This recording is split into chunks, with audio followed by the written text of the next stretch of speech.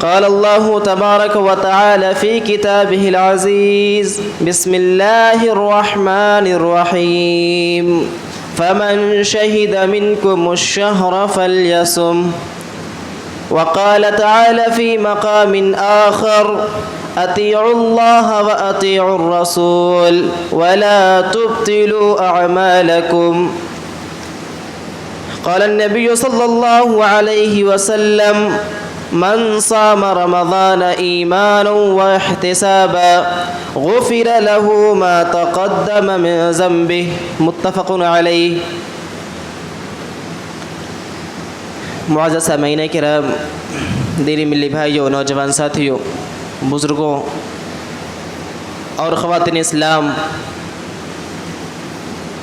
آج کے خطبہ جمعہ کے اندر جس موضوع کے تحت باتیں بیان کی جائیں گی وہ ہے ماہ رمضان اور آج کا مسلمان. سب سے پہلے اللہ رب العالمین کی ہر قسم کی تعریف و توصیف بجا لاتے ہیں جس نے ہمیں ایک بار پھر رمضان المبارک کا ایک عظیم مہینہ، برکتوں اور رحمتوں والا مہینہ ہم سب کو عنایت کیا. اس کے بعد درود و سلام کا کروڑہ کروڑ نذرانہ پیش ہو تمام انبیاء کرام پر،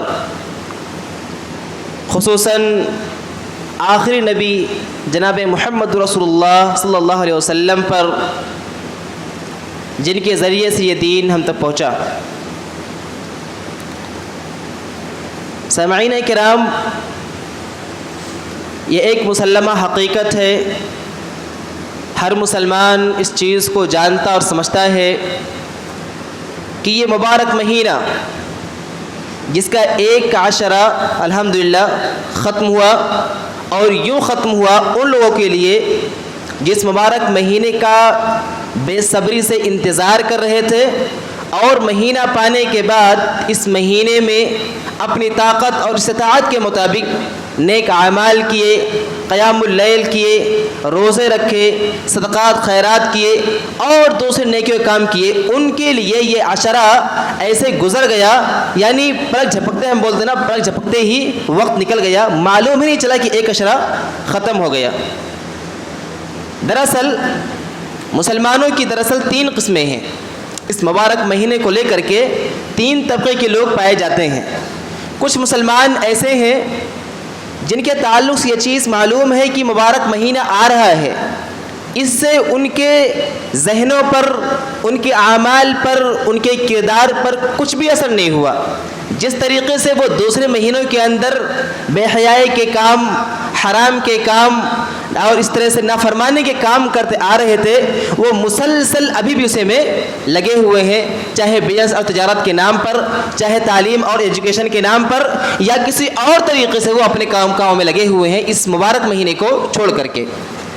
ایک دوسرے قسم کے مسلمان وہ ہوتے ہیں جنہوں نے رمضان کے استقبال کو بہت ہی یعنی جذبے سے اس کا استقبال کیا، دل جوئی کے ساتھ کیا، لیکن 1-2 دن گزرنے کے بعد ان کے جذبات ٹھنڈے پڑ گئے، سرد پڑ گئے، اور پھر وہ 2-4 دن کے بعد ایسے غائب ہوئے جیسے کبھی وہ مسجد کے اندر آئے ہی نہیں تھے، یا ایسا ان کو محسوس ہو رہا ہے کہ ہم نے سب کچھ اکٹھا کر لیا 2 دن کے اندر. اور ایک تیسری قسم کے مسلمان جو ہیں وہ لوگ ہیں کہ جنہوں نے پورے جذبات کے ساتھ اس مبارک مہینے کا استقبال بھی کیا اور اپنے ان جذبوں کو وہ لوگ برقرار بھی رکھے ہوئے ہیں، اور الحمدللہ آج بھی وہ لوگ اسی طریقے سے جس طرح سے انہوں نے پہلے دن رمضان کا استقبال کیا تھا، آج بھی اس طریقے سے وہ اس رمضان مبارک کے مہینے میں اپنے دامن کو نیکیوں سے بھرنے کی کوشش کر رہے ہیں. ان 3 قسم کے لوگوں میں سب سے بدترین قسم کے لوگ وہ ہیں جنہیں یہ مبارک مہینہ ملا لیکن اپنے دامن کو نیکیوں سے بھر نہ سکے. سب سے بدترین اور بدنصیب ہے وہ لوگ اور محروم ہے وہ لوگ جنہیں یہ مبارک مہینہ تو ملا لیکن اپنی مغفرت نہیں کروا سکے. بدترین اور بدقسمت بہت بدنصیب ہے وہ لوگ، بہت محروم ہے وہ لوگ جنہیں یہ مبارک مہینہ تو ملا لیکن اپنے آپ کو جہنم سے رہائی نہ دلا سکے. اور خوش قسمت ہے وہ لوگ، قابل مبارکباد ہے وہ لوگ، صد مبارکباد ہے وہ لوگ جنہیں یہ مبارک مہینہ ملا، انہوں نے اس کا خوش دلی کے ساتھ استقبال کیا اور اپنی طاقت اور استطاعت کے مطابق نیک اعمال بھی کیے اور اس میں لگے ہوئے ہیں۔ سامعین کرام، حقیقی معنوں میں اگر دیکھا جائے کامیابی کا یہی زینہ ہے، اور مبارک مہینے کے آنے کا جو مقصد ہے اللہ تعالیٰ نے دیا ہے بندوں کو اپنے، یہی مقصد ہے کہ بندہ اپنے آپ کو جہنم سے آزاد کروا لے، بندہ اپنے گناہوں کی معافی تلافی کر لے، بندہ اپنے آپ کو اللہ سے قریب کر لے، آخرت میں اپنے نام اعمال میں، آخرت کے لیے اپنے نام اعمال کو تیار کر لے نیک اعمال کے ذریعے سے۔ صحابہ کرام، اللہ تعالیٰ نے فرمایا تھا فَمَنْ شَهِدَ مِنْكُمُ الشَّهْرَ فَلْيَصُمْ، تم میں سے جو کوئی رمضان کا مہینہ پائے وہ روزہ رکھے۔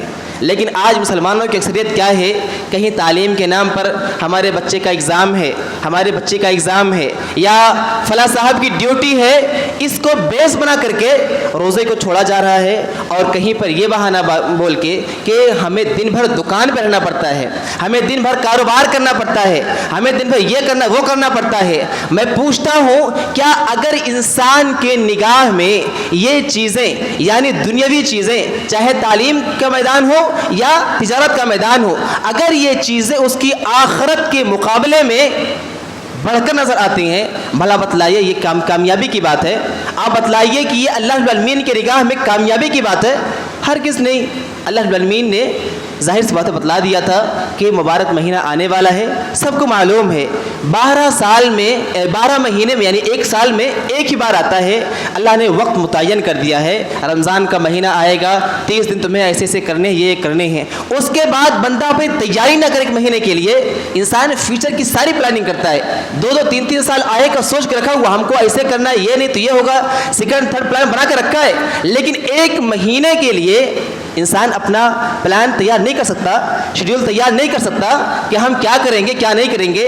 کچھ معاملات ہوتے ہیں جس میں انسان کی اپنی طاقت نہیں ہوتی ہے، جس میں انسان کا اس کے اندر اختیار نہیں ہوتا ہے، وہ اور معاملہ ہے۔ لیکن یہ عام طور سے بہانہ بنانا کہ ہمارا ایگزام اس لیے ہم روزے نہیں رہ پائے، کیا ہمارا روزہ معاف ہو جائے گا، یا ہم دن بھر دکان پہ رہتے ہیں، کیا اگر ہم قیام اللیل نہ کریں، روزے نہ رکھیں، تو کیا ہمارا روزہ بعد میں قضا کر لیں؟ سامعین کرام، 1-2 دن کی بات اور ہوتی ہے، مشکل میں پڑنا اور بات ہے، سفر کی بات اور ہے، بیماری کی بات اور ہے، اس کے لیے قضا ہے، لیکن آدمی اس کو اصول بنا لے کہ اب میں کیا کروں گا کہ دن بھر دکان پہ رہوں گا، اور اس کے بعد جب ٹھنڈی کا موسم، سردی کا موسم آئے گا، دن چھوٹے ہوں گے تو قضا کر لوں گا۔ یہ سوچ 2-3 لوگوں کا سوال میرے پاس، بہت تکلیف مجھے ہوئی کہ دکان پہ رہنے کی وجہ سے تجارت کی بنیاد پر انسان روزے کو چھوڑ دے رہے، امتحان اس لیے روزہ کی رخصت تلاش کر رہا ہے کہ امام صاحب فتویٰ ایسا کچھ ہے کیا؟ سامعین کرام، بالکل واضح کر دوں میں، ٹھیک ہے، کہ اگر انسان کو لگتا ہے یہ کہ اس کی تجارت، اس کی تعلیم آخرت سے بڑھ کر کے ہے، ٹھیک ہے، وہ روزہ چھوڑے، اس کے لیے کیا، اس کا اللہ کا معاملہ ہے۔ لیکن اگر اس کسی کو معلوم ہے اور جاننا چاہتا ہے کہ آخرت اس کے دنیاوی تمام معاملات سے بہت ہی بڑھ چڑھ کر کے ہے، بہت آگے ہے، تو اس کو چاہیے کہ اپنے روزے کو اگنور نہ کرے، اپنے روزے کو وہ ترک اور چھوڑے نہیں۔ ایک اور معاملہ ہمارے ہاں آتا ہے عام طور سے، یہ مبارک مہینے جب شروع ہوا تو ایک تو مسلمان کی اکثریت جو ہے وہ بے عمل ہوتی جا رہی ہے، عمل کے میدان میں بہت ہی پیچھے ہوتی جا رہی ہے۔ بدقسمتی کی بات یہ کہ اس کے اندر کچھ علماء اور کچھ عمراء، دیکھیے دین کو پھیلانے میں، دین کو لوگوں تک پہنچانے میں 2 طبقے کا ہاتھ ہے سب سے بڑھ چڑھ کر، ایک علماء کا، دوسرا عمراء کا۔ علماء سے عالم لوگ مراد، اور عمراء سے یہ تجارت کرنے والے بزنس مین لوگ یا پیسے والے بادشاہ لوگ، آپ کہہ لیجیے پیسے والوں کا اور علم والوں کا ہاتھ ہے دین کو پھیلانے میں۔ جس طریقے سے دین کو پھیلانے میں ان 2 طبقوں کا ہاتھ ہے، ویسے ہی دین کو برباد کرنے میں بھی اگر کسی کا ہاتھ ہے تو ان 2 طبقوں سب سے آگے ہے، علماء کا اور عمراء کا۔ عمراء چاہتے ہیں کہ علماء ہمارے درباری ملا بن جائے، اور علماء چاہتے ہیں کہ عمراء ہمارے جیب اب ہمارے پیٹ بھرتے رہیں۔ اسی وجہ سے بہت سارے ناجائز اور غلط کام کو رواج دے کر کے ان مسلمانوں کو جو عمل میں کوتاہ پہلے سے تھے، ان کو دین بیزار بھی بنا رہے ہیں۔ آپ نے دیکھا نہیں شبینہ، آپ نے دیکھا نہیں دوسرے طریقے سے عبادات کو انجام دینے کا طریقہ؟ قرآن مقدس تلاوت کے لیے آیا تھا، قرآن مقدس کو سمجھ کر کے پڑھنے کے لیے آیا تھا۔ قرآن مقدس یہ کوئی کورس نہیں ہے کمپلیٹ کر لو بھاگو ہو گیا۔ اور رمضان کا مبارک مہینہ ہے، رمضان کا قرآن سے کتنا گہرا ربط ہے، آپ اس کا اندازہ اس سے لگائیے کہ رمضان کو جو فضیلت حاصل ہے قرآن مقدس کی وجہ سے ہے۔ قرآن مقدس جس مہینے میں نازل ہوا وہ مہینہ تمام مہینوں میں افضل ہو گیا۔ قرآن مقدس جس رات میں نازل ہوا وہ رات 1000 مہینوں سے افضل ہو گئی۔ قرآن مقدس جس نبی پر نازل ہوا وہ نبی تمام نبیوں کا امام بن گیا۔ قرآن مقدس جس امت میں نازل ہوا وہ امت خیر امت بن گئی۔ سامعین کرام، اس قرآن کے ساتھ یہ رویہ، یہ طریقہ، یہ وتیرہ کہ 10 دن کے اندر قرآن ختم کر دو پھر پورے مہینے اپنے بزنس میں لگ جاؤ، اللہ کی قسم کھائے کہتا ہوں میں، یہ مسلم نوجوانوں کو دین سے دور کرنے کا طریقہ ہے۔ یہ مسلم نوجوانوں کو دین سے قریب نہیں، دین سے دور کرنے کا طریقہ ہے۔ اور اس میں جہاں عمرہ کا ہاتھ ہے وہیں پر علماء کا بھی ہاتھ ہے۔ میں کھلے الفاظ میں کہہ رہا ہوں، جہاں اس میں عمرہ کا پیسے والوں کا ہاتھ ہے وہاں پر یہاں علماء کا بھی ہاتھ ہے۔ انہیں سنجیدگی سے میری اس بات کو لینا چاہیے اور اس پر غور کرنا چاہیے کہ کیا اس سے امت کا فائدہ ہے یا نقصان ہے۔ آپ دیکھیے، کچھ بھائی آئے، کل پرسوں کی بات ہے، دعا مانگ کر کے بہت خوش تھے ماشاءاللہ۔ میں نے کہا کیا بات، بہت خوش ہو؟ تو بتایا کہ آج ہماری قرآن ختم ہو گئی۔ ہم نے کہا اب کیا کرنا ہے، ہمارا تو قرآن ختم ہو گیا، اچھی بات ہے، تو رمضان تو ختم نہیں ہوا نا ابھی؟ ہاں، رمضان تو نہیں ختم ہوا، تو مولانا ابھی اور تراویح پڑھنا کیا؟ میرا ایک بار قرآن ختم ہو گیا، اب اور پڑھنا کیا؟ ہم نے کہا دیکھو قرآن ختم ہوا آپ کا، رمضان نہیں ختم ہوا ہے، قرآن ہمیشہ رمضان میں ہمیشہ پڑھنے کا ہے۔ تو اس سے معلوم یہ ہوا، اور کئی لوگوں سے بات ہوئی تو معلوم یہ ہوا کہ یہ جو شبینہ 10 رات اور 10 دن میں جو قرآن ختم کرنے کا معاملہ ہے یہ ہے بزنس مینوں کے لیے، یہ ہے تاجروں کے لیے، کاروباری آدمیوں کے لیے ہے۔ کیوں بھائی؟ اللہ رب العالمین کاروباریوں سے الگ سوال کرے گا اور دوسرے لوگوں سے الگ سوال کرے گا۔ کیا اللہ تعالیٰ کا یہ سوال جو 4 سوال ہیں جس کے بغیر کوئی ابن آدم اللہ کے پاس سے ہٹ نہیں سکتا ہے کہ تم نے اپنی عمر کو کہاں بتائی، کیا یہ سوال عمرہ، علماء اور 10 رات میں عبادت ختم کر کے فارغ ہو جانے والوں سے الگ ہوگا اور دوسرے لوگوں سے الگ سوال ہوگا؟ کیا اللہ کا یہ سوال کہ ماذا عمل فیما علم، جو تم جانتے تو اس پر عمل کتنا کیے، کیا یہ سوال خاص چند لوگوں سے ہونے والا ہے، سب سے ہونے والا نہیں ہے؟ سامعین کرام، اگر ایسا ہم اور آپ سوچتے ہیں کہ ہم 10 دن ایک اشرے میں ہم قیام اللیل کر کے قرآن ختم کر کے پھر قرآن بند کر کے جزدانوں میں رکھ کے طاق پہ سجا دیں اور مسجد کا منہ نہ رخ نہ کریں، سامعین کرام یہ ہماری بھول ہے، یہ ہماری خطا ہے، یہ بہت بڑا نقصان اور خسران ہمارا ہے۔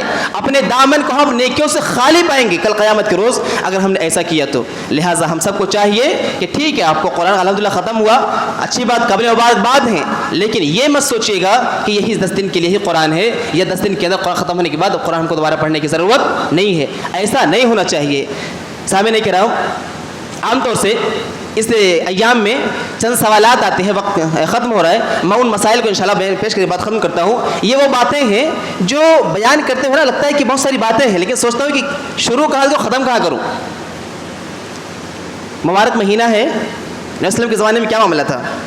نبی وسلم ایک رات قیام اللیل کیے، دوسرے صحابہ کرام اور بڑھ گئے، دوسرے دن کیے، تیسرے روز اور بڑھ گئے، نبی وسلم اس دن آئے ہی نہیں۔ کیوں نہیں آئے؟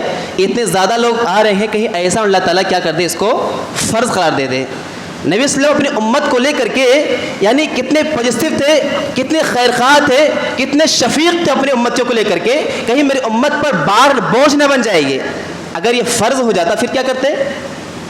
جس طریقے سے 5 وقت کی نماز فرض ہے، اس کی اگر فرض کو چھوڑ دیا جائے، نماز چھوڑ رہا ہے اگر اعتقاد تو اس تو کافر ہو گیا وہ تو، لیکن سستی سے اگر چھوڑ رہا ہے تب بھی کیا ہے؟ مجرم بن رہا ہے۔ ظاہر سی بات ہے اگر ایسا اللہ تعالیٰ نے قیام اللیل کو فرض کر دیتا، اگر سوچیے اگر، پھر کیا کرتے؟ پھر کیا بہانہ مارتے؟ آج جو اس وقت کا صورتحال تھی، اس وقت کی آج کی صورتحال اس کے بالکل الٹ ہے، اس کے بالکل مخالف ہے۔ وہاں روز بروز تعداد اتنی بڑھتی جا رہی ہے کہ اس بات کا خدشہ ہے کہیں فرض نہ ہو جائے۔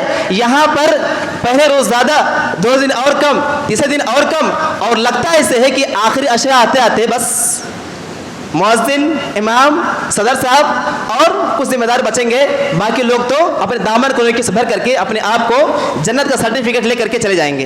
سامعین کرام، یہ سستی، یہ کاہلی، یہ آدمی کا یہ سوچنا کہ بس چند روز کر کے ہم سب کچھ پا لیں گے، یہ اس کی غلط سوچ ہے اور اس کا اپنے آپ کے لیے نقصان کرنے کا فیصلہ ہے۔ لہٰذا ایسا نہیں ہونا چاہیے کہ جس طریقے سے رمضان میں داخل تو ہوئے پورے جوش و خروش کے ساتھ اور ابھی ایک عشرہ گزرا اور آدھی مسجد خالی، ایسا نہیں ہونا چاہیے۔ اس مبارک مہینے کے اندر ایک اور جو کام کرنے کو ہے وہ نہیں کرتے عام طور سے، قرآن مقدس کی تلاوت۔ میں نے بتایا نا بہت گہرا، انشاءاللہ اگلا خطبہ قرآن مقدس کے تعلق سے رہے گا، لیکن میں ایک اشارہ بتا دوں میں کہ قرآن مقدس کا جو ربط ہے نا رمضان مبارک سے، اللہ تعالیٰ نے یہ چیز بالکل واضح کر دی ہے کہ مبارک مہینہ تم پاؤ تو تم اس کے اندر کثرت سے اللہ کا ذکر کرو، اور سب سے بہترین ذکر کیا ہے؟ قرآن مقدس ہے۔ آپ دیکھیں گے ائمہ کرام کو اور تابعین اعظام کو، آپ دیکھیں گے کہ اس مبارک مہینے کے اندر دروس کو بند کر دیا کرتے تھے۔ حدیث کے جو درس چلتے تھے نا، شاگرد جو پڑھا کرتے تھے ان کی چھٹیاں کر دیا کرتے تھے۔ کوئی پڑھنے کے بعد ان کو بولتے تھے کہ دیکھو رمضان کا مہینہ ہے، ہم قرآن کی تلاوت مصروف ہے، ابھی نہیں، رمضان کے بعد انشاءاللہ درس شروع کریں گے۔ یہ ان کا طریقہ وتیرہ تھا۔ ہمارا معاملہ کیا ہے؟ ہم نے تو چھوا ہی نہیں، بند کیا کریں گے؟ ہم نے قرآن کو تو چھوا ہی نہیں اور بند کیا کریں گے؟ آپ اندازہ لگائیں، دل کے اوپر ہاتھ رکھ کر کے سوچیں کہ تقریباً 11 دن، آج رمضان کی 12ویں تاریخ ہے، 11 روزے الحمدللہ ہو گئے۔ ہم میں سے کتنے لوگ ہیں جنہوں نے قرآن کو پورا پڑھا ہے؟ چلو پورا نہیں، آدھا قرآن کسی نے پڑھا ہو، جو پڑھے الحمدللہ ان کو اس کا ملے گا۔ لیکن ہماری اکثریت ایسی ملے گی آپ کو کہ یا تو کچھ لوگ شروع نہیں کیے ہوں گے، یا کچھ لوگ بس 2-4 صفحہ 1-2 پارہ پڑھ کر کے شروع میں وہی 1-2 دن جو پڑھے اس کے بعد موقع نہیں مل رہا ہے۔ سچائی ہے، حقیقت یہ بات ہے۔ لہٰذا تمام لوگوں کو ان تمام کاموں سے اجتناب کرنا چاہیے۔ ہمیں چاہیے کہ ہم قرآن مقدس کا ویسے احترام کریں۔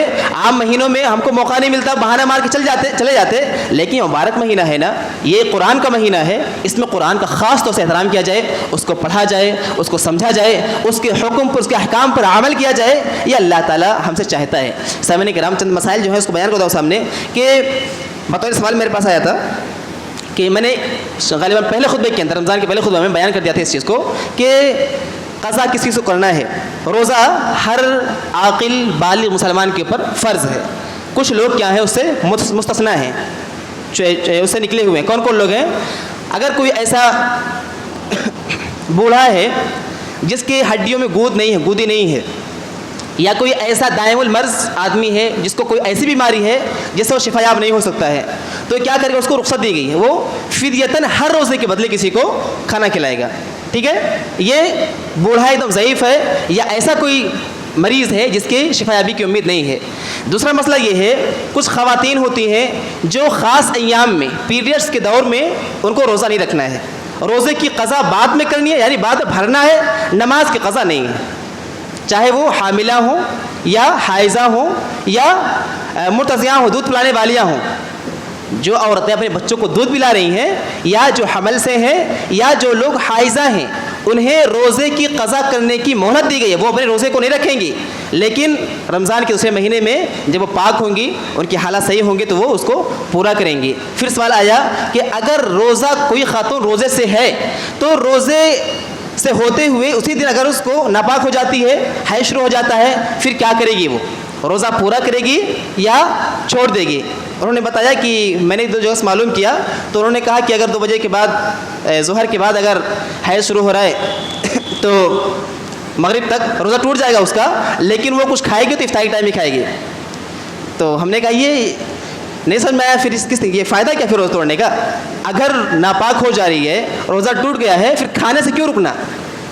تو میں اپنے بہنوں سے خاص مخاطب ہوں جن کی طرف سے یہ سوال آیا ہے کہ اگر روزے کی حالت میں ناپاک ہو جاتی ہیں، پھر چاہے مغرب یعنی افطار کے وقت سے ایک لمحہ پہلے کیوں نہ ہو، روزہ ان کا ٹوٹ گیا، اب ان کو اس کی بعد میں قضا کرنی ہے۔ اور اگر صبح ہی کو ٹوٹ گیا ہے، دن بھر وہ کھائے پیے، ان کو اختیار حاصل ہے، پھر بھوکے رہنے کا کوئی فائدہ سمجھ نہیں آتا۔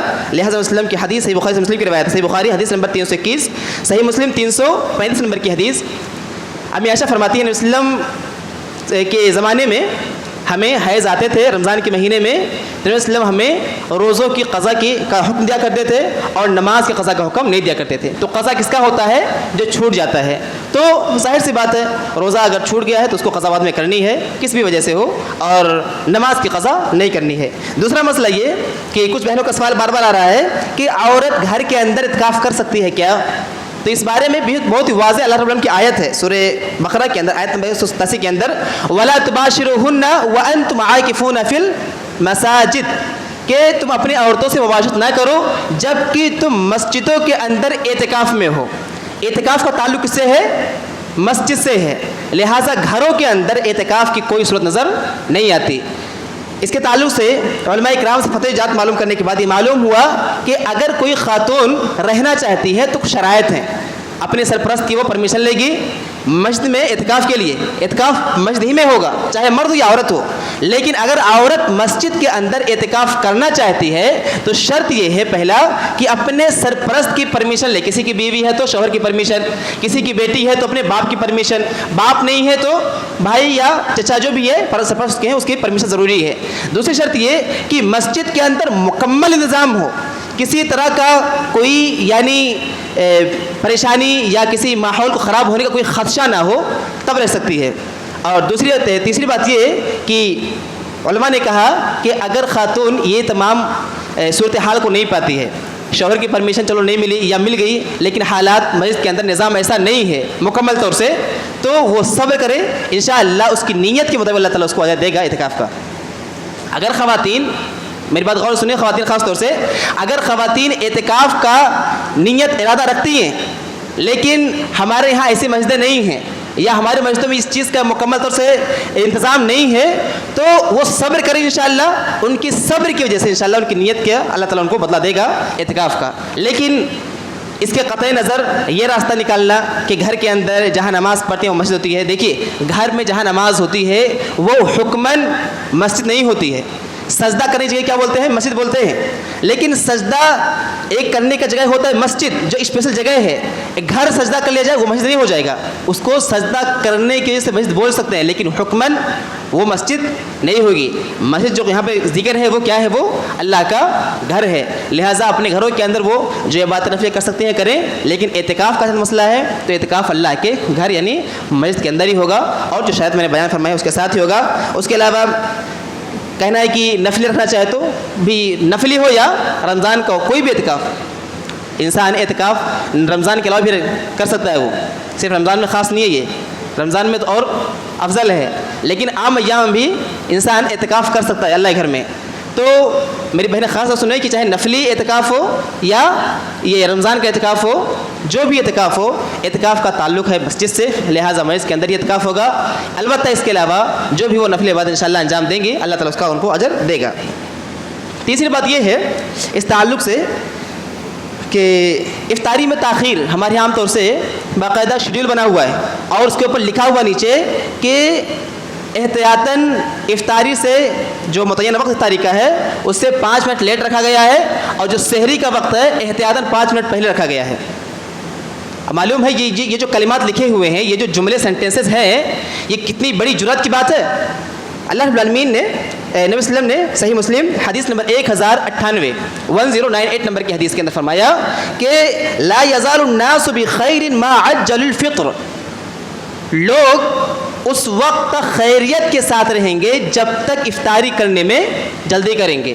وقت ہوا افطاری کرنا، میں پوچھتا ہوں جو ہماری شیڈول بنانے والے بھائی ہیں یا جن کا یہ عقیدہ بنا ہوا ہے کہ ہم تاخیر ذرا کریں گے، 5 منٹ کے بعد افطاری کریں گے تاکہ کوئی خطرہ نہ ہو، میں پوچھتا ہوں کیا اللہ کے نبی صلی اللہ علیہ وسلم کو اس چیز کا یعنی خیال نہیں تھا؟ نبی صلی اللہ علیہ وسلم کو اپنے روزے و خراب ہونے کا ڈر خوف نہیں تھا؟ نبی صلی اللہ علیہ وسلم کو اپنے نیکیوں کو ثابت کرنے کا خوف اور ڈر نہیں تھا، خیال نہیں تھا؟ ہمیں کو خیال آ گیا۔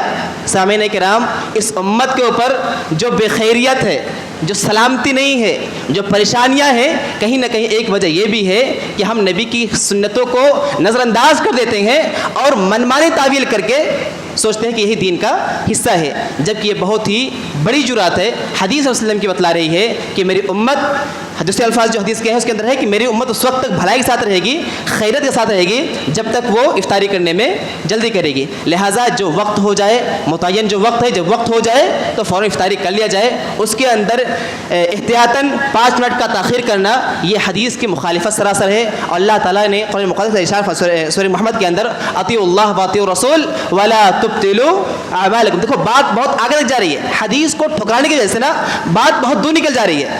اطیعوا اللہ واطیعوا الرسول ولا تبطلوا اعمالکم, اللہ کی اطاعت کرو, رسول کی اطاعت کرو, اپنے اعمال کو برباد نہ کرو. خلاف ورزی سنت کی کرو گے بجائے اس کے کہ احتیاط کی وجہ سے ہمارا روزہ ثابت ہو جائے گا, کہیں ایسا اللہ تعالیٰ اس کو خرابی کر دے. تو خدا کے واسطے ان تمام احادیث کو نظر انداز نہ کیا جائے اور حدیث کے مطابق ہی عمل کیا جائے. وقت ہو جائے تو افطاری کر لی جائے. اس کے اندر دیکھو یہودیوں کا طریقہ یہ ہوتا تھا اپنی اسٹیمنا دکھانے کے لیے کہ ہم بہت دیر تک بھوکے رہ سکتے ہیں اور بغیر سحری کیے ہم 2 دن کا روزہ رہ سکتے ہیں. یہ ان کا یہودیوں کا طریقہ ہے. امت کو نبی وسلم نے اللہ تعالیٰ نے پابند کر دیا ہے اللہ سے رسول کا فرمان کا. مسلم کہتے اس کو ہیں جو انسان اپنے آپ کو اللہ کے حوالے کر دے. اب اللہ اس کے رسول جو حکم دیں گے اسی کے مطابق چلنا ہے. عقلی گھوڑے دوڑا کر کے اپنا فائدہ نکالنا تلاش کرنا یہ عقل مندی کی بات نہیں ہے, یہ اس کو اپنے اعمال کو برباد کرنے کے مترادف ہے. لہٰذا ہم تمام لوگوں کو چاہیے کہ جو وقت متعین ہے وقت ہو جائے تو افطاری کر لی جائے, خلاف ورزی نہ کیا جائے. خلاف ورزی کرنے کی صورت میں نے بتایا بھی کہ اللہ نبی وسلم کے حدیث کے مطابق اس کی سلامتی سلب ہو جاتی ہے, چلی جاتی ہے. دوسری بات یہ کہ کہیں ایسا نہ ہو کہ اللہ تعالیٰ اس جرم کی وجہ سے کہ نبی کی سنت کی خلاف ورزی ہوئی ہے اعمال کو برباد نہ کر دے. یہ قرآن مقدس کی آیت ہے, یہ میری اپنی بات نہیں ہے. اس کے بعد میں نے کچھ لوگوں کو جب یہ بات کہی کہ قیام اللیل کرو, تراویح کی نماز پڑھو, یا 10 دن ہو گیا تو کوئی بات نہیں اور پڑھ لو, تو انہوں نے کہا کہ کیا یہ رمضان کے مہینے میں فرض ہے کیا؟ دیکھیے بھائی, رمضان کے مہینے میں قیام اللیل تراویح کی نماز فرض نہیں ہے. یہ مسائل بیان کر رہا ہوں, بہت اچھا سن لیجیے اس کو, شاید اتنی تفصیل سے کوئی بات نہ کرے. رمضان کے مہینے میں تراویح کی نماز جو ہے یہ فرض تو نہیں ہے. غلطی کہاں ہو رہی ہے؟ غلطی یہاں پہ ہو رہی ہے. کچھ لوگ بول رہے ہیں میں تراویح کی نماز نہیں پڑھ کر کے قیام اللیل کرتا ہوں. کچھ لوگ بول رہے ہیں کہ تراویح نہ پڑھ کے ہم تہجد پڑھ رہے ہیں. غلطی یہیں پر ہو رہی ہے. تہجد, قیام اللیل, قیام رمضان, تراویح سب ایک ہی چیز ہے. سب ایک ہی چیز کے الگ الگ نام ہیں. اگر آدمی رات سونے کے بعد اٹھتا ہے, عربی کے اندر سو کر اٹھنے کو بولتے ہیں حجود, حاجیم واد الحجود. اگر کوئی آدمی سو کر اٹھ کے پڑھتا ہے اس کو تہجد بولیں گے. اسی کو آدمی عشاء کے بعد ترویہ بولتے ہیں. دراصل استراحہ کے معنی کے آرام کرنا ہوتا ہے, ترویہ کے معنی آرام کرنا ہوتا ہے. 2 رکعت بیٹھ کر کے 2 رکعت پڑھے, سلام پھرے, پھر تھوڑا آرام کیا, پھر پڑھے, تو آرام سے پڑھ رہے ہیں اس کو نا. اور کچھ لوگ بیان کچھ لوگوں کے مطابق کہ آدمی جب لمبا قیام کرتا ہے تو کبھی ایک پیر پہ بوجھ ڈالتا ہے, کبھی دوسرے پیر بوجھ ڈالتا ہے, تو آرام کرتا ہوا پڑتا ہے, اس لیے اس کو تراویح کہا گیا ہے. سمجھا رہا وجہ؟ قیام اللیل کیا ہوتا ہے؟ رات کے ٹائم نماز پڑھی جائے عشاء کے بعد, رات کی وہ قیام ہے, قیام اللیل ہے. تو یہ الگ الگ نام ہے, نہ کہ عبادت الگ الگ ہے. قیام اللیل, تراویح, تہجد یا قیام رمضان, رمضان کا مہینہ آ گیا تو اسے قیام رمضان کہہ دیا گیا اسی کو. تو یہ سب کے مختلف نام ہیں, نہ کہ یہ الگ الگ عبادات ہیں. لہٰذا یہ سوچنا کہ ہم تراویح نہ پڑھ کے قیام اللیل کریں گے, تہجد کریں گے, تو اس کو سمجھنا چاہیے کہ بات تو ایک ہی ہے نا. جماعت سے پڑھو گے انشاءاللہ آج زیادہ ملے گا, اکیلے پڑھو گے پڑھ سکتے ہو, کوئی اس میں مذائقہ نہیں. لیکن یہ سوچنا کہ یہ الگ ہے وہ الگ ہے, یہ صحیح نہیں ہے. تو مسئلہ یہ ہے کہ مبارک مہینے میں پورے مہینے کیوں قیام کرتے ہیں. تو سامعین کرام, نبی وسلم کی بہت ہی پیاری حدیث ہے جو کہ بہت مشہور روایت ہے. آپ وسلم نے فرمایا کہ من قام رمضان ایمانا واحتسابا غفر له ما تقدم من ذنبه. اس حدیث کے اندر آپ وسلم نے قید نہیں لگائی ہے, بلکہ یہ کہا کہ من صام رمضان, من قام رمضان, جو قیام کرے گا رمضان کے مہینے میں. اگر ایسا ہوتا کہ 3 دن کا ہی, 2 دن کا ہی, 4 دن کا ہی, تو اصل میں یہ بول دیتے نا کہ جو 1 عشرے کا قیام کرے گا, 2 عشرے کا قیام کرے گا, 3 عشرے کا قیام کرے گا. آپ وسلم نے عام بول کر کے یہ بتلا دیا کہ یہ مبارک مہینہ ہے نیکیوں کا موسم بہار. اس کے اندر نیکیاں جتنی زیادہ آدمی سمیٹ لے, اکٹھا کر لے, اس کے لیے اتنا ہی زیادہ بہتر ہے. لہٰذا یہ کہنا کہ وسلم نے 3 دن پڑھا, قیام اللیل وسلم نے کیا ہے رمضان کے مہینے میں, لہٰذا ہم 3 دن کریں گے, یہ اس کی کم عقلی کی بات ہے. حدیث پڑھا نہیں اس نے. حدیث جو الفاظ بتلا رہے ہیں, آپ وسلم نے 3 دن پڑھا, پھر کیا فرمایا, اس بات کا خوف ہے کہیں تمہارے اوپر فرض نہ کرا دی جائے. اب مجھے بتلائے کوئی نبی ہمارے درمیان موجود ہے کیا؟ اگر ہم روز پڑھیں گے نماز تو کیا فرض ہونے کا خدشہ ہے کیا؟ نہیں ہے نا. جو نبی وسلم نے وجہ بیان فرمائی تھی وجہ ختم ہو گئی, لہٰذا اب اس کے اوپر متواتر مسلسل اس کے اوپر عمل کیا جائے گا. ایسے ہی مسئلہ ہے مسواک کا. لولا ان اشق علی امتی لامرتهم بالسواک. اگر مجھے اپنی امت پر مشقت کا ڈرنا ہوتا تو میں انہیں حکم دیتا کہ وہ ہر نماز کے وقت مسواک کریں. تو مسواک کرنے کے لیے تو بھائی ہر ٹائم کچھ لوگ صف میں ہی مسواک کرنا شروع کر دیتے. تو یہاں پر تو اس حدیث کو لینے میں کوئی مذاقہ نہیں. اور جو وسلم جب یہ فرما دیا کہ من قام رمضان، یا اس نے فرمایا کہ اگر فرض ہونے کا خوف نہ ہوتا تو میں اس کو ہمیشہ جاری رکھتا، تو وہاں پر یہ اختلاف کیوں ہو رہا ہے؟ مسئلہ سیم ہی تو ہے نا. وہاں کہا گیا اگر امت پر مشقت کا ڈر نہ ہوتا تو میں حکم دیتا، لیکن حکم نہیں دیا. مشقت نہیں پڑ رہی آپ کرو، مشقت آپ کو نہیں پڑ رہی آپ مسواک کرو، انشاءاللہ اس کا اجر ملے گا. ایسے ہی رمضان کے بارے میں کہا گیا، قیام اللیل کے بارے میں. قیام اللیل کا اگر فرض ہونے کا ڈر نہ ہوتا تو میں روز پڑھتا. تو اب تو فرض ہونے کا ڈر نہیں ہے نا، اب تو فرض ہونے کا ڈر نہیں ہے نا. وہی ابھی آ رہی ہے کیا؟ وہی کا سلسلہ بند ہو چکا ہے، دین مکمل ہو چکا ہے. اب وہی آنے کا یا کسی حکم کو تبدیل ہونے کا کوئی خدشہ اور چانس موقع ہے ہی نہیں. لہٰذا اب عمل کرنے میں کیا کوتا ہے، کیا مسئلہ ہے؟ کوئی مسئلہ نہیں ہے. اور سب سے بہترین دلیل یہ اللہ نے فرمایا، مزدہ سنایا ہے، خوشخبری سنائی ہے ان لوگوں کو جو قیام رمضان کرتے ہیں، جو رمضان میں قیام اللیل کرتے ہیں، تراویح کی نماز پڑھتے ہیں یا تہجد کی نماز پڑھتے ہیں. اللہ تعالیٰ نے فرمایا کہ غفر لہ ما تقدم من ذنبہ، اللہ تعالیٰ اس کے جو گزشتہ گناہ ہیں ایک سال کے اس کو اللہ تعالیٰ معاف کر دیں گے. تو ہم تمام لوگوں کو چاہیے کہ ان تمام باتوں کو بہت سنجیدگی سے لیا جائے اور اسی کے مطابق عمل کیا جائے. ایسے ہی روزے کے تعلق سے نے فرمایا کہ من صام رمضان ایمانا واحتسابا غفر لہ ما تقدم من ذنبہ، کہ جو کوئی رمضان کے مہینے میں اللہ رب العالمین سے نیکی کے ارادے سے ایمان کے ساتھ روزہ رکھے گا، انشاءاللہ اللہ تعالیٰ فرمایا، نبی صلی اللہ علیہ وسلم فرمایا کہ اس کے ما تقدم گناہ کیا ہیں اس کو معاف کر دیے جائیں گے، اس کے بخش دیے جائیں گے. تو ہم میں سے ہر کوئی خطا کار ہے، گنہگار ہے، گناہ میں ڈوبا ہوا ہے. کوئی اس بات کا ضامن نہیں ہے یا کوئی اس چیز کا دعوے دار نہیں ہے کہ ہم جنتی ہیں یا ہمیں جنتی سرٹیفکیٹ ملی ہوئی ہے. لہٰذا ہم تمام لوگوں کو چاہیے کہ اپنے آپ کو جہنم سے رہائی دلانے کے لیے، اپنے دامن کو نیکیوں سے بھرنے کے لیے، اپنے آپ کو اللہ جو گناہ ہمارے ہوں اس سے اپنے آپ کو آزاد چھڑوانے کے لیے، معافی تلافی کے لیے یہ مبارک مہینہ اللہ تعالیٰ کو مہیا کیا، عطا کیا ہے. ہم اس سے جتنا زیادہ ہو سکے ہم اس سے فائدہ اٹھائیں، کیونکہ ہم اور آپ اس چیز کو جانتے سمجھتے ہیں کتنے سارے ہمارے درمیان میں لوگ تھے جو اب نہیں ہیں.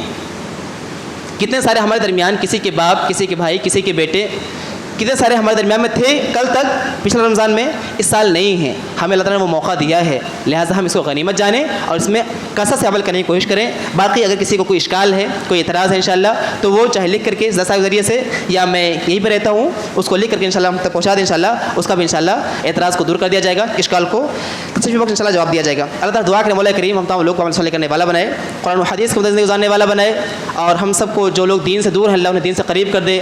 وہ نوجوان خصوصاً جو ایگزام کے ماحول میں ہیں یا تجارتی کاروبار ہے، ان کا تجارت کر رہے ہیں یا کاروبار سے ان کا تعلق ہے، اللہ تعالیٰ انہیں استقامت عطا فرمائے اور ان کے لیے بھی اللہ تعالیٰ انہیں وقت مہیا کرے تاکہ وہ تیرے دین سے جڑ سکیں. ان کے اندر استقامت دے دے تاکہ وہ دین کو پریفر کریں بنسبت دنیا کے. اللہ رب العالمین جو ہمارے معاشرے کے اندر کچھ ایسے لوگ ہیں جو ضرورت مند ہے، اللہ ان کی ضرورت کو پورے کرنے کے لیے ہم میں سے ہی کسی کو کھڑا کر دے. مولا کریم جو لوگ قرض دار ہوئے قرض کے ادائیگی کا انتظام فرما دے. مولا کریم پوری دنیا کے اندر جہاں مسلمان پریشان حال ہے اللہ ان پریشانیوں کو دور فرما دے. اللہ ان کے حال کی تو اصلاح فرما دے. اللہ تو مسبب الاسباب ہے، تو مدبر الامور ہے، تو تیرے لفظ کن کہنے کی دیری ہے. اللہ تو لفظ کن کہے گا انشاءاللہ سارے معاملات صحیح ہو جائیں گے. اللہ تو تمام مسلمانوں کے حالات کو صحیح فرما دے. مولا کہ تمام لوگوں کو جب تک زندہ رکھ، ایمان اسلام پر قائم دائم رکھ، ہمارا جب خاتمہ ہو تو ایمان ہی پر ہو. آمین. تقبل رب العالمین. السلام علیکم ورحمۃ اللہ وبرکاتہ.